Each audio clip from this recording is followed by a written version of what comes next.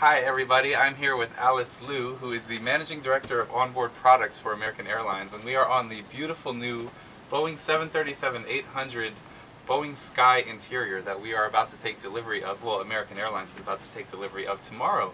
And I'm just wanting to talk to Alice a little bit about how much customer research goes into the design process and how American Airlines interacts with Boeing throughout that process.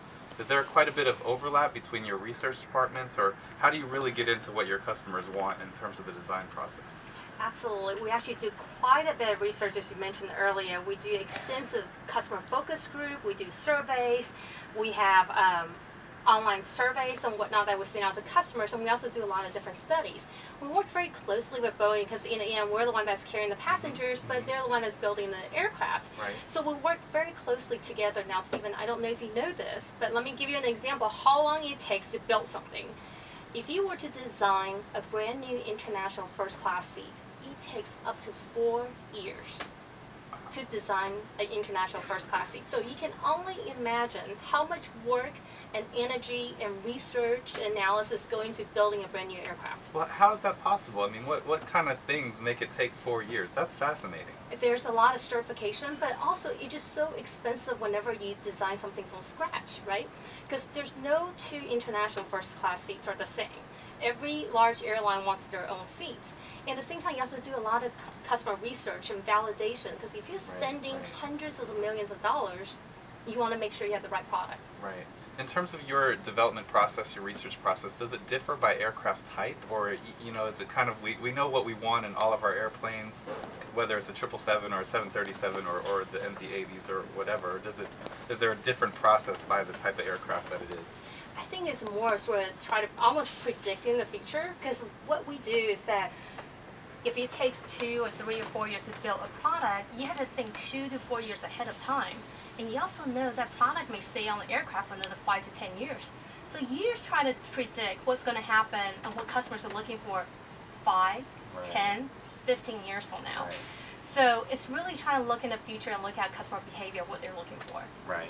Now, in terms of, simple economics tells us that there's always trade-offs, and when we make one decision, we forego another decision. How much does that process become a point of debate internally, as far as, we want more amenities for our customers, but there's also a cost element, and we can't, we have to make money out of the deal. So what kind of debates go on internally about certain features or amenities that you could add, but at a price? That's an excellent question. I feel like you've been in our conference room day in and day out with us already. But that is something we constantly have discussions, and which is another reason why we do so much research. Because in the end, it's what our customers value. So it's not what Alice wants, it's not necessarily what one particular person wants, but it's what our customers are really looking for. And that's what's going to help us make our decisions every day. Right.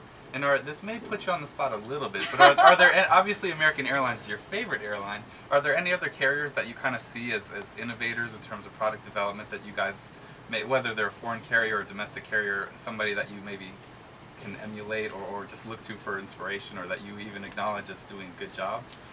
I think what it is sort of look within a one world carrier. Okay. If you look at our partners such as Cathay and British Airways, JAL, Iberia, whatnot, those are all great airlines. And which is what's so great about the one world carriers is that we're all the top carriers in the world, right?